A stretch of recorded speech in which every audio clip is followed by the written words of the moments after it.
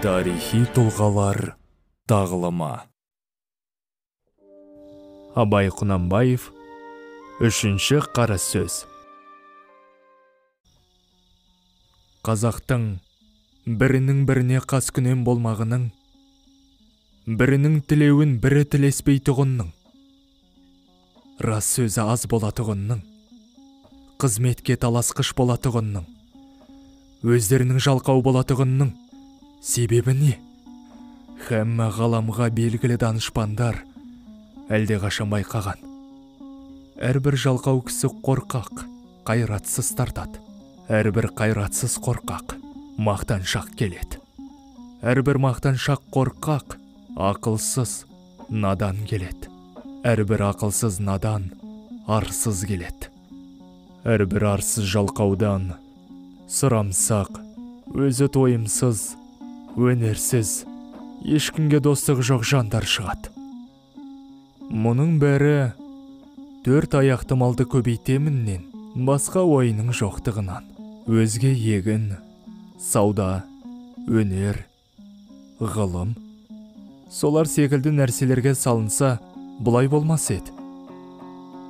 Әрбір мал іздеген, малым көп болса, өзімдікі де, балаларым да малды болса екен дейді.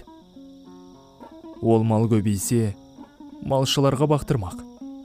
Өздері етке, қымызға тойып, сұлуды жайлап, жүйрікті байлап отырмақ.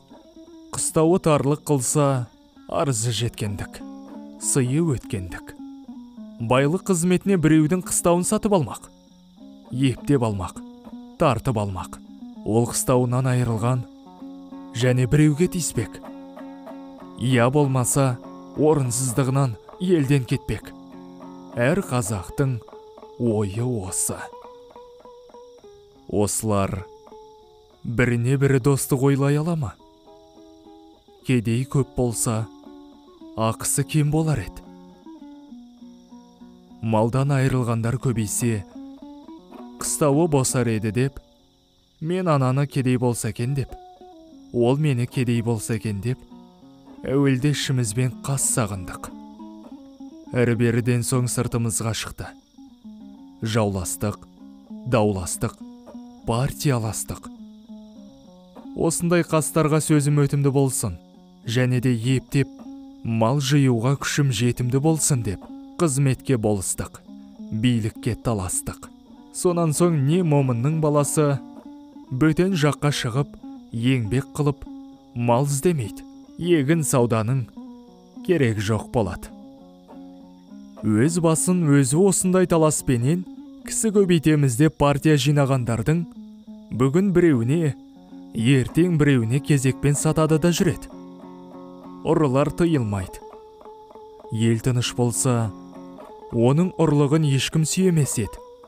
Ел екі жар болған соң, кім анты шыбақтап, арамдығын жақтап, сүйемейін десе, соған жақ болып сүйеніп, бұрынғыдан ұрлығын әлденеше есе асырады. Елдегі жақсы адамдардың бәрінің үстінен бекер, өтірік, шапты, талады деген әр түрлі уголовный іс көрсетіп, арыз береді. Оған дознание, тергеу шығарады.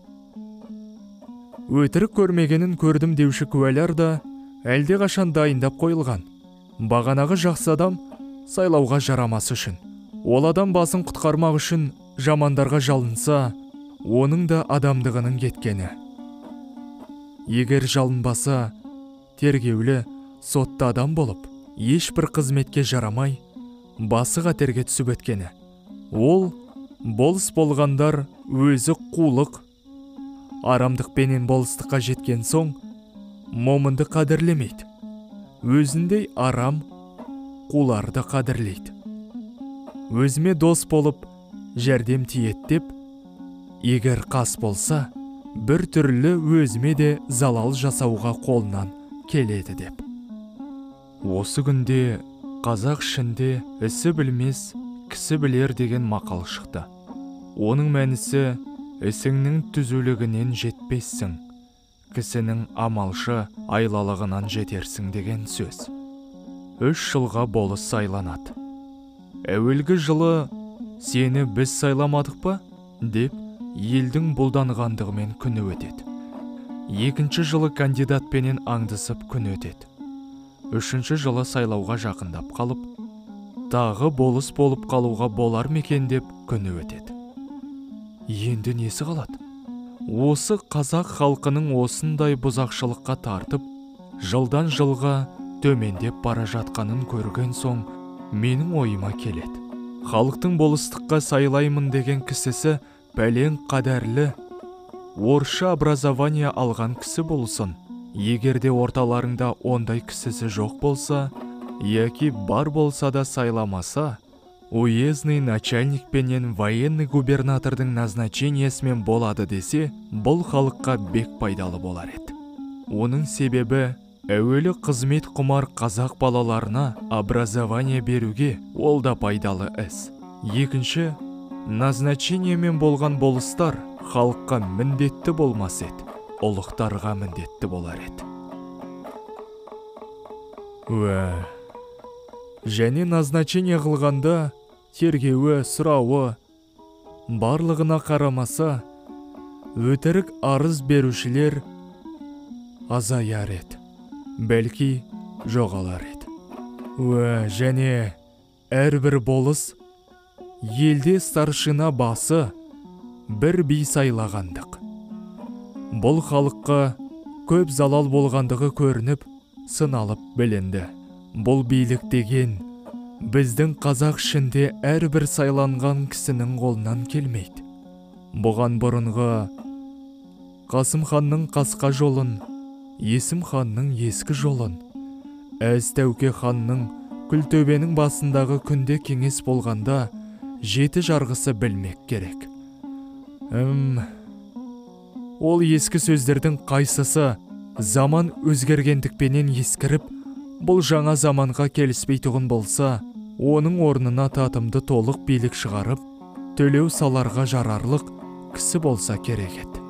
Ондай кісі аз, яки тіпті жоқ. Бұрынғы қазақ жайын жақсы білген адамдар айтыпты, би екеу болса, дау төртеу болады деп. Оның мәнісі, тақ болмаса жұп билер таласып, дау көбейте береді дегенмен айтылған сөз.